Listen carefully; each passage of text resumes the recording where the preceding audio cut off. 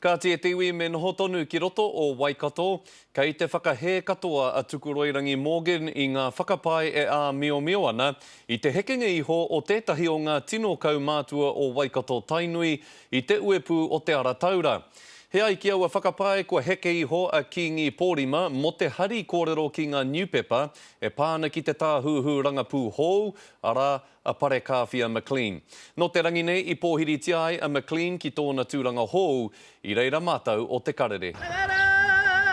Ko ia te tāhuhu rangapū hou o te iwi, a i tēnei tōna rā tuatahi, kua tīmata kē ngā whakamātautau. Well, again, I don't have any comment to make on that. I understand that Kingi made the decision to resign, so I have nothing else to say around that.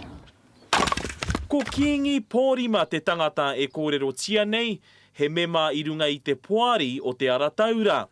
He oi, kua rere kēpea tērā i nāia nei, i te whakapai kua heke iho a Kingi mo te hari kōrero ki te Niupepa o te Herora, e pāna kia pare kāwhia McLean.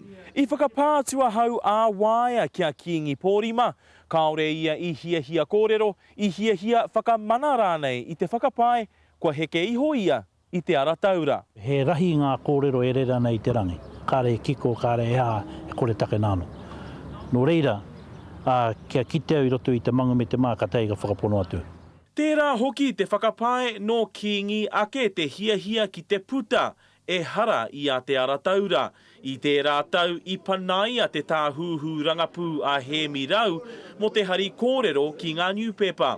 A ko tōna tūranga tērā kua riro kia pare kāwhia i tēnei rā. My position is always to focus on the positive, focus on moving forward, so that's what I'll be concentrating on. E kore e nā ahuatanga e mutu i te mea koi rātō tātou ao ko te ao Māori tērā.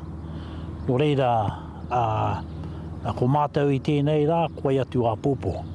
Ko te momo o te hari kōrero mō pare kāwhia i hāngai ki tāna whiwhinga i te tūranga tāhuhu rangapū.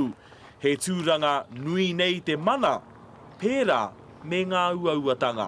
Kingi Kiriona, te karere.